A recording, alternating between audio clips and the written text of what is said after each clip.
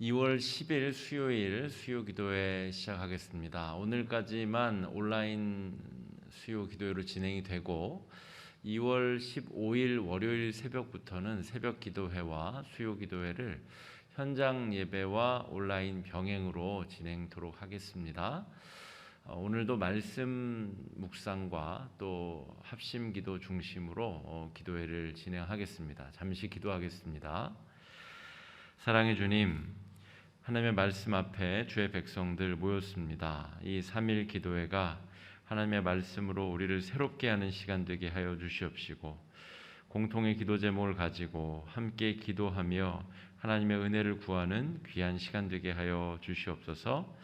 창세기 강해가 지속되고 있는데 하나님이 창조 때부터 품으신 그 아름다운 우리를 향한 계획이 이 말씀을 통해 선포되게 하여 주시고, 말씀에 응답하는 귀한 시간 되도록 인도하여 주시옵소서.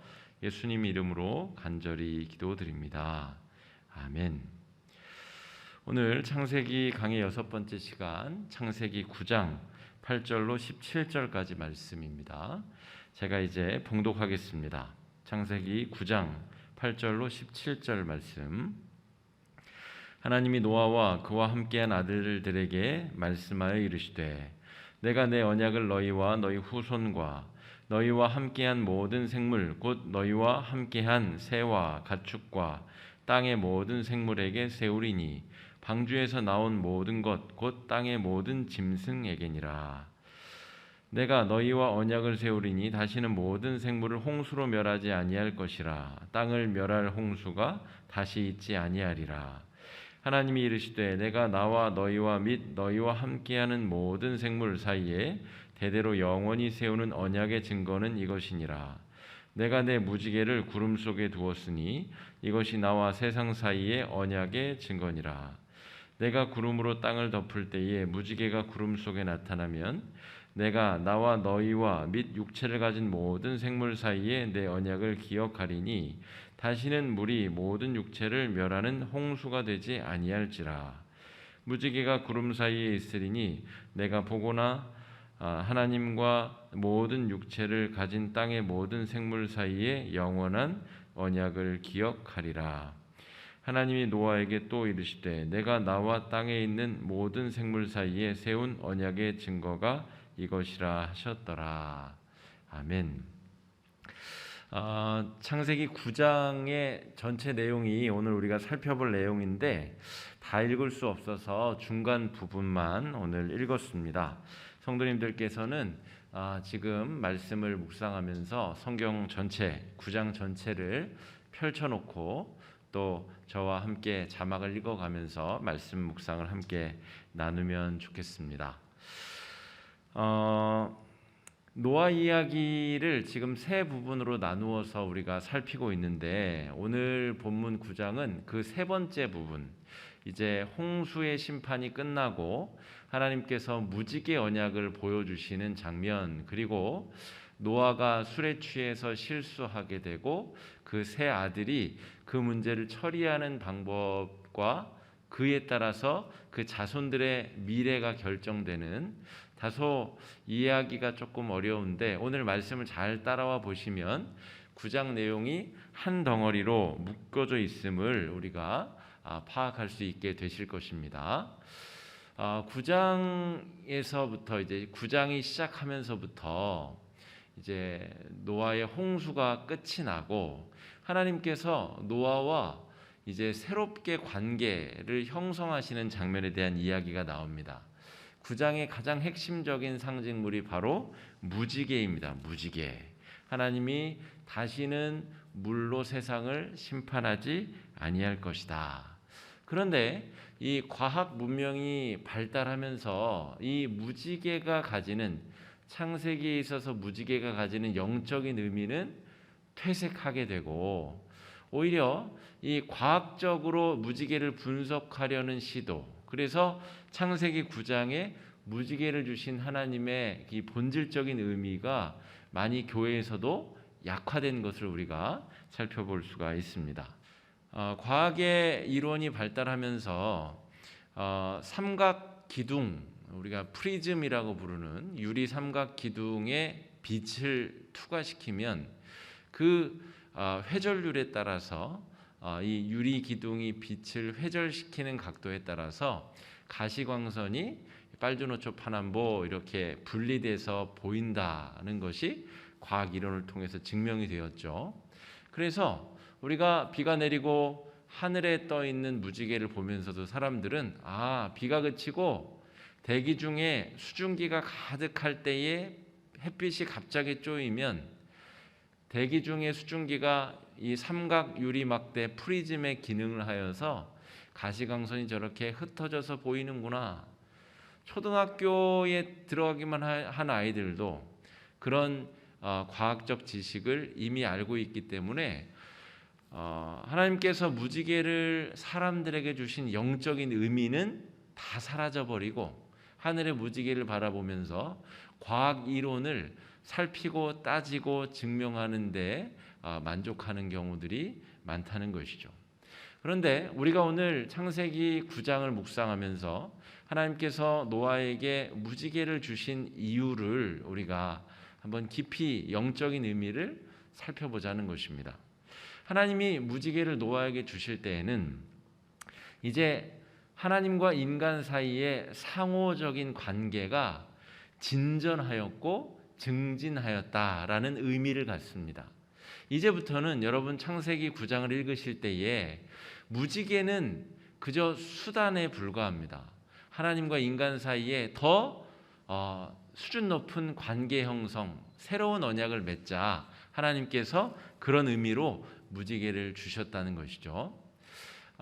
이 축구 선수들도 유망주일 때 축구 클럽이 계약을 맺습니다. 사람을 데려오기 위해서 돈을 주고 또 매주 돈을 얼만큼 주겠다. 유럽에 있는 축구 리그에서는 그렇게 선수들과 계약을 맺게 되죠. 그런데 그 축구 선수가 잘하게 될 수도 있고 또 실력이 고만고만하다가 처질 수도 있는데 더 실력이 없어지고 처지게 되면 다시 구단에서는 그 선수와 추가적인 계약을 맺을 이유가 없습니다. 방출시키거나 아니면 다른 더 연약한 팀으로 임대를 보내거나 하게 되죠. 그런데 지금 우리 유럽에서 뛰고 있는, 영국에서 뛰고 있는 손흥민 선수처럼 젊었을 때 비교적 이 좋은 가격으로 계약을 맺은 선수가 이 실력이 일취월장하여서 정말 시급히 추가 계약을 맺지 아니하면 다른 좋은 팀에 이 선수를 뺏겨버릴 상황이 될 때 구단은 아주 조급해하면서 추가적인 계약을 맺으려고 애쓴다는 것이죠. 여기서 하나님이 무지개를 노아에게 약속으로 주신 것은 이제 인간들이 똑같이 죄를 지었을 때 물로 심판하는 것처럼 똑같은 심판을 할 필요가 없다는 것이죠. 더 나은 방법으로, 새로운 방법으로 그 죄를 다스리고 통제하고 하나님께서 그 죄를 해결하실 수 있는 다른 방법을 제시하시겠다. 이런 내용을 띠게 됩니다. 사실 이 노아 홍수가 지난 이후에도 인간은 그 죄악의 문제가 해결되지 않습니다. 11장에 가면 바벨탑이 세워지게 되고 그 죄악 때문에 하나님께서 물로 심판해도 모자랄 만큼 인간의 죄악이 커지지만 하나님이 그렇게 심판하시지 않는다는 것이죠. 다른 방법으로 아브라함이라고 하는 사람과의 새로운 계약을 통해서 하나님은 또 다른 식의 관계 맺음을 언약을 이루어 가신다라고 하는 것입니다. 그래서 오늘 창세기 9장에서 하나님이 무지개를 세상에 보내신 것은 이제 물로 심판하는 그런 관계가 아니라 또 다른 진전된 관계를 맺자라고 하는 증표라고 기억하셔도 되겠습니다. 다른 방식으로 죄의 문제를 처리하자 하는 것이죠. 아브라함과 맺은 그 신성한 관계 이후로 하나님께서는 출애굽 시대의 율법이라고 하는 것을 또 주셔서 그 계약을 한 단계 더 업그레이드 시키시죠. 그리고 한참의 시간이 흘러서 왕정 시대에 이 왕으로 백성을 통치하게 하면서 또 계약의 발달 단계를 한번 거치게 되고 그마저도 모두 실패에 돌아가게 되자 최종적으로 하나님께서는 독생자 예수님을 이 땅에 보내시는 이 계약의 최종적인 단계까지 관계가 진전되고 발전된다 하는 것입니다. 그러니까 하나님께서 아담과 하와를 지으시고 그들이 범죄하고 그의 아들 가인이 동생 아벨을 때려 죽인 이후로 인간의 총체적인 죄악의 문제를 물로 심판하시는 이후에 이 다음부터는 이제 물의 심판이 아니라 다른 관계 맺음으로 죄의 문제를 해결해 나가자, 이렇게 하나님께서 관계 맺음의 진전, 다른 방식의 해결 방법을 지금 취하고 계시다 하는 것입니다. 그래서 하나님께서 무지개를 주시면서 노아와 그 자손들에게 창세기 1장 28절의 약속을 다시 한번 반복하십니다. 생육하고 번성하여 땅에 충만하라 라고 하는 그 귀한 축복의 명령을 노아와 자녀들에게 주신다는 것이죠. 창세기 9장 1절 말씀 우리 한번 같이 읽어보겠습니다. 시작. 하나님이 노아와 그 아들들에게 복을 주시며 그들에게 이르시되 생육하고 번성하여 땅에 충만하라. 창세기 21장 28절의 내용과 거의 유사합니다. 하나님이 아담과 하와에게 주신 축복의 말씀과 거의 유사한 축복의 말씀이 기록되어 있다는 것이죠. 9장 7절에도 그 약속이 한 번 더 반복되고 있습니다. 한번 읽어보겠습니다. 시작. 너희는 생육하고 번성하며 땅에 가득하여 그 중에서 번성하라 하셨더라. 그렇다면 창세기 1장 28절의 이 생육 번성 축복의 내용과 다른 점은 없는가? 이것을 주목해서 봐야 됩니다. 아담과 하나님께서 맺으신 계약과 노아와 맺으신 계약이 무지개라고 하는 이 수단을 통해서 한 단계 업그레이드 되었다고 한다면 생육 번성 축복과 관련된 내용에도 어떤 변화들이 있어야 됩니다. 그렇죠? 하나님께서 아브라함과 새로운 언약을 맺으실 때도 또 다른 변화가 있게 됩니다. 그렇다면 창세기 1장 28절과 9장 1절 혹은 9장 7절과의 다른 점, 변화된 부분이 무엇인가라고 하는 것이죠. 바로 이것입니다. 육식을 허용하시고 대신에 피와 고기를 함께 먹지 말아라 라고 하는 명령을 주신 것입니다. 자, 창세기 9장 4절에서 5절 말씀 한번 같이 읽어보겠습니다. 시작. 그러나 고기를 그 생명되는 핏째 먹지 말 것이니라. 내가 반드시 너희의 피 곧 너희의 생명의 피를 찾으리니 짐승이면 그 짐승에게서 사람이나 사람의 형제면 그에게서 그의 생명을 찾으리라.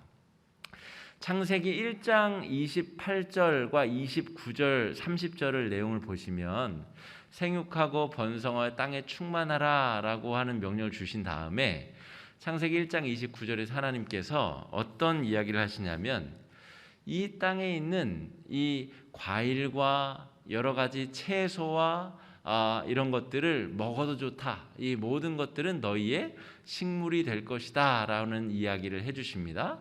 그리고 동물들과 새들에게는 이 땅의 풀들이 식물이 될 것이다. 그런 이야기가 기록되어져 있어요.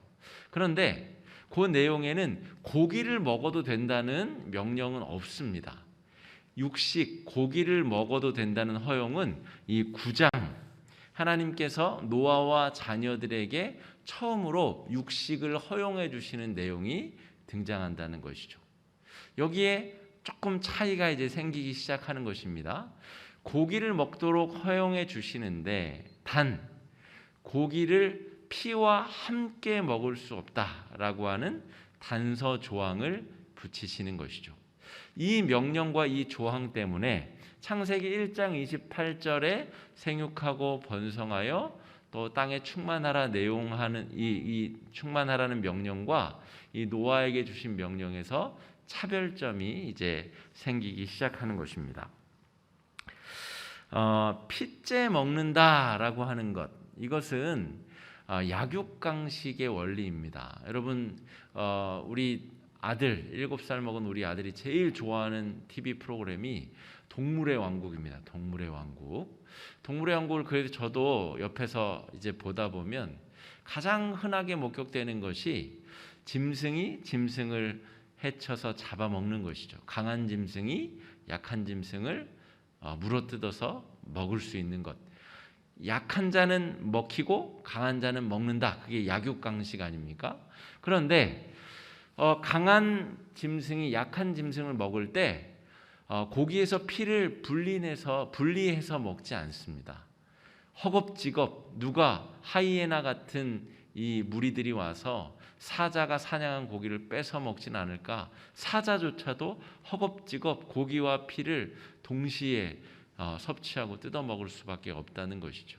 그런데 제가 아는 상식에서는 고기에서 피를 분리해내지 않으면 이 고기의 맛과 육질을 잃게 됩니다. 그리고 뭐 그런 것을 떠나서 구약 성경에서 묘사되고 있는 피라고 하는 것의 상징성은 생명을 의미합니다. 피 자체가 생명이라는 것이죠. 피가 몸 밖으로 빠져나오면 생명을 잃게 되지 않습니까? 그래서 성경에서는 피는 곧 생명이라는 상징성을 가지고 있는데 생명의 주인이 누구입니까? 생명의 주인은 바로 하나님이시죠. 그게 사람이든 짐승이든.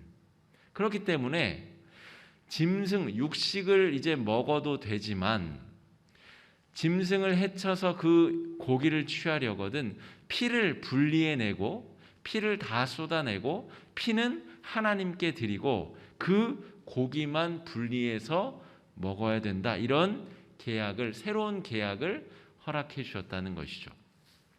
아담과 하와에게는 왜 이런 계약을 주시지 않았을까요? 그때에는 이런 피째 먹지 말라는 규약을 주실 필요 자체가 없었습니다. 사람 자체도 남녀 둘밖에 없었고 그 자식들밖에 없었던 것이죠. 그런데 가인이 동생 아벨을 때려 죽이면서 문제가 생기기 시작합니다. 억울한 피가 땅에 쏟아지는 문제가 벌어졌고 노아의 시대에는 그 문제가 아주 극도로 치달았기 때문에 이제는 사람이 다른 사람의 피를 취하는 문제를 하나님께서 언급하시지 않을 수 없는 상황이 되어버렸다는 것이죠. 그러므로 홍수 이후에 하나님께서 육식을 허용해 주신 것은 이제 단백질을 보충해라 이런 의미가 아니라 사람과 사람 사이에 아주 고의로 사람을 죽인다든지 생명을 자기 자신이 빼앗는다든지 하나님의 영역을 사람이 침탈하는 일들이 너무 자주 벌어졌기 때문에 하나님께서 육식이라고 하는 아주 중요한 상징 행위 가운데 하나님을 인식하고 하나님을 경외할 수 있도록 장치를 마련해 두셨다라고 오늘 본문을 이해하셔야 될 것입니다. 그래서 피째 먹지 않는다라고 하는 말 자체가 바로 하나님의 주권을 인정한다는 의미입니다. 그것이 다른 동물의 고기를 취할 때에 피를 분리해내는 과정. 여러분, 짐승을 잡고 피를 분리해내는 동안 사람들은 생각해야 됩니다. 하나님께서 이 고기를 우리가 먹어도 되도록 노아 할아버지에게 허락해 주셨지. 그리고 하나님께서 피를 분리해내라고 이야기하셨지. 왜일까? 하나님께서는 생명의 주인이시고 그 생명을 상징하는 이 피를 분리해냄을 통하여서 우리가 비록 짐승의 고기를 먹더라도 하나님을 경외하는 마음으로 고기를 먹어야 되고 더군다나 다른 사람과의 관계에서 그 무죄한 피를 땅에 쏟게 한다든지 범죄로 인하여서 사람을 해친다든지 라고 하는 일절의 범죄를 하나님께서 금지시키기 위하여 고기를 먹을 때 피를 분리하라고 명령해 주신 것이지 이런 생각을 하면서 우리가 고기를 먹어야 된다는 것이죠. 우리가 실제로 정육점에서 고기를 사서 먹으면서 창세기 9장의 이런 심오한 의미를 생각하면서 먹는 분은 아마 없겠죠.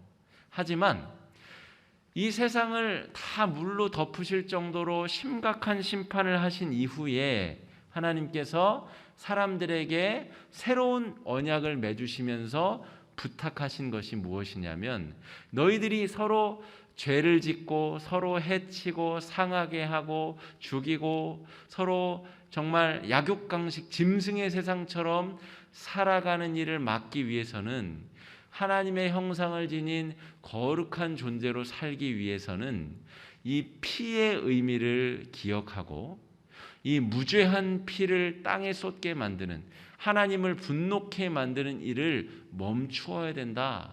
이것이 하나님을 경외하는, 하나님의 주권을 인정하는 삶이다라는 것을 기억하라는 의미입니다. 2017년도에 우리 아카데미 작품상 감독상을 휩쓴 우리 봉준호 감독이 만든 옥자라는 영화가 있습니다. 이 옥자라는 영화는 이 가상의 현실에서 이 고기, 인간이 얻어야 되는 고기를 더 능률적으로 효과적으로 얻기 위하여서 고기를 많이 생산하는 어떤 짐승을 창조해낸 기업체, 또 그 짐승이 창조되는 과정에서 인간과의 애틋한 교감이 이루어지는 옥자의 이야기, 그리고 그 고기 산업, 거대한 고기 산업과 사투를 벌이는 이 어떤 단체와 이 사람의 이야기가 묘사되고 있습니다. 짧은 시간에 이 영화 이야기를 설명드리고자 하는 것이 아니라, 이미 이 세상의 많은 문화와 또 이 예술적인 차원에서도 이 인간이 피조 세계를 대하는 방식에 대한 문제 제기를 하고 있다는 것이죠. 사람들이 이 피조 세계를 대할 때에 너무나 무자비하고, 마치 이 세렝게티 초원에서 강한 짐승이 약한 짐승을 물어뜯어 죽여버리는 그런 참혹한 범죄를 인간들이 지금도 여전히 저지르면서 살아가고 있음을 문화예술에 종사하는 사람들이 고발하는 일들, 그것이 영화화된 것이 옥자라는 영화입니다. 하나님을 섬기는 하나님의 백성들이 이 창세기 9장의 이 하나님의 명령을 제대로 붙잡고 우리가 지냈다면, 우리가 살아가는 이 세상이 좀 더 하나님이 원하시는, 하나님이 보시기에 아름다운 세상이 되지 않았을까 생각해 보게 됩니다. 이어서 9장 18절에서 29절에는 민족들의 운명에 대한 이야기가 기록되어져 있습니다. 우리가 잘 알고 있는 내용으로는 노아가 이 홍수가 끝난 다음에 실수를 합니다. 포도주를 많이 마시고 이 옷을 다 벌거벗은 채에 누워서 잠이 들게 되고요. 이 셈과 함과 야벳이라고 하는 세 아들이 그 행동에 대한 어떤 대처를 하였는가? 첫 번째로 이 둘째 아들 함이 아버지의 그런 모습을 보고 동생들에게 이야기합니다. 떠버리는 것이죠. 아버지가 정말 우스꽝스럽게도 포도주에 취해 옷을 다 벗어버렸다, 이런 이야기를 하게 되죠. 그러자 첫째 아들 셈과 셋째 아들 야벳이 뒷걸음쳐 들어가서 이 옷으로 아버지 하체를 가리우는, 그래서 나중에 잠에서 깬 노아가 이 함을 저주하고 너희의 자손들은 셈의 자손들을 섬기게 될 것이다, 그런 이야기가 진행이 됩니다. 그냥 아무 생각 없이 9장 18절에서 29절 말씀 이야기를 읽게 되면, 야, 이거 뜬금없이 이런 이야기가 나오냐, 이렇게 생각할 수도 있습니다. 이 노아 할아버지가 실수했구만. 근데 이 함이 그렇게 큰 잘못을 저지른 것 같지도 않은데 그 자손들이 이런 저주까지 받아야 되나? 이런 생각을 하실 수도 있습니다. 그런데 앞쪽의 이야기와 연장선상에서 이해하다 보면 그 내용을 조금 더 잘 헤아릴 수 있습니다. 첫째 아들 셈의 자손 중에 이 이스라엘 자손이 있습니다. 그리고 이 함의 이 네 아들 중에 가나안이 있습니다. 우리가 잘 아는 가나안 족속, 나중에 이스라엘 백성들이 가나안 땅에 들어가서 물리치게 될 가나안 족속이라는 이야기죠. 세 번째 야벳은 좀 설명이 어려울 정도로 다양한 민족들이 좀 섞여 있습니다. 그러므로 이 세 아들의 자녀들의 미래를 우리가 생각해 볼 때 하나님을 어떻게 상대할 것이냐, 하나님을 경외하는 마음으로 살아가는 셈과 같은 민족은 복을 받을 것이고, 하나님을 경외하는 마음 없이 노아 홍수 이전처럼 살아가는 사람들의 자손들은 가나안 민족처럼 하나님의 돌보심과 인도하심을 받지 못하게 될 것이며, 그 어중간한 위치에 기타 백성들, 야벳과 같은 사람들이 있을 것이다. 오늘 이 창세기 9장의 뒷부분의 이야기는 그런 주제성을 함의하고 있습니다. 그러니까 이 9장 앞부분에 이제 무지개를 주시고 짐승을 먹도록 허락해 주시되 핏째 먹지 말라라고 하는 하나님의 명령과 9장 18절 이후에 이 노아의 세 아들이 저지른 이 행동과 아주 긴밀한 상관성이 있다는 것이죠. 여기서 노아의 실수, 포도주를 많이 먹고 이 옷을 다 벗고 잠이 들어버린 이 실수, 이것은 우리와 함께 살아가는 타인들, 그리고 피조 세계의 연약함과 죄악들이라고 볼 수가 있습니다. 그런데 그 연약함에 대해서 둘째 아들 함처럼 떠버리고 그것을 히히덕거리고 그것을 드러내고 그것을 감추어 주지 못하는 실수를 저지르는 것이 바로 피를 고기와 함께 먹어버리는 행동, 약육강식, 하나님을 경외하지 아니하는 사람들이 살아가는 행동 양식이다. 그 이야기를 지금 성경은 하고 싶은 것입니다. 그런데 셈과 야벳은 어떻게 행동하였죠? 아버지의 실수, 그러니까 우리가 함께 살아가야 될 타인들과 이 피조 세계의 연약함들에 대하여서 하나님을 경외하는 마음으로 대하였다는 것이죠. 이를테면 하나님을 경외하는 마음이 없을 때에 연약한 자가 있으면 저걸 어떻게 내가 뺏어올까? 저걸 어떻게 내가 집어삼킬까? 이런 생각을 하는 사람이 함이라면, 셈과 야벳은 그 연약함을 하나님의 마음으로 덮으려고 하고 위로하려고 하고 고기를 핏째 먹지 않으려고 하는 마음으로 아버지의 연약함을 덮었다는 말이죠. 그 셈의 자손들이 바로 이스라엘 자손이다. 하나님의 언약을 성취하게 될 하나님의 자손이다. 이런 이야기를 말씀이 하고 있는 것이죠. 하나님의 마음으로 연약함을, 타인과 피조 세계의 연약함을 덮어주는 지혜가 바로 하나님의 백성들이 품어야 될 마음이다라고 할 수가 있겠습니다.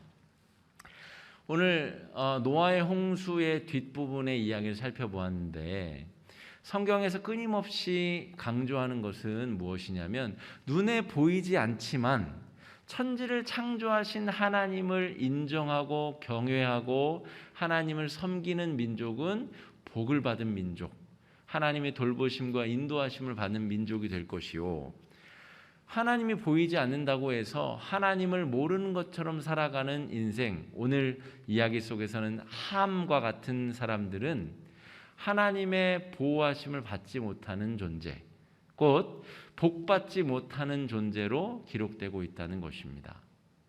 오늘 무지개 약속을 통하여 고기를 먹되 핏째 먹지 말라고 하는 이 하나님의 추가적인 새로운 언약을 우리가 잘 기억할 수 있기를 바랍니다.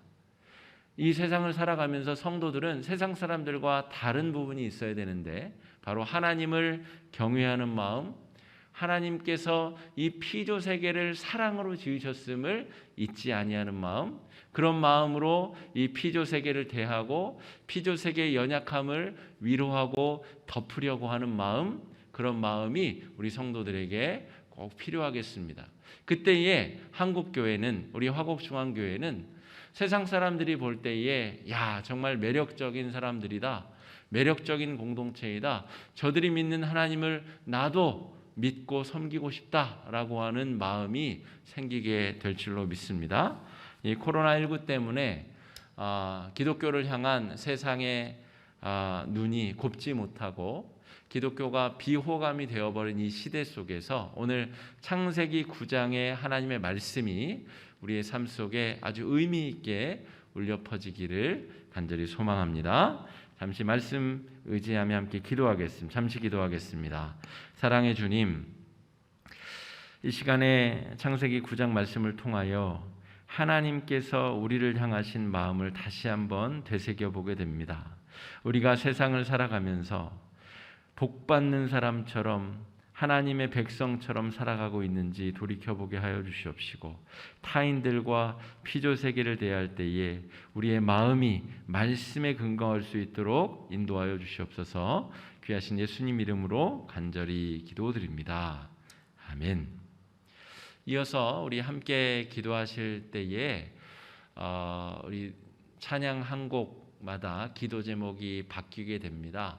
오늘 말씀의 내용을 기억하시면서 함께 기도해 주시고 찬양곡이 바뀌게 되면 또 눈을 떠서 기도 제목을 확인해 주시고 함께 기도에 동참해 주시기 바랍니다. 함께 기도하겠습니다.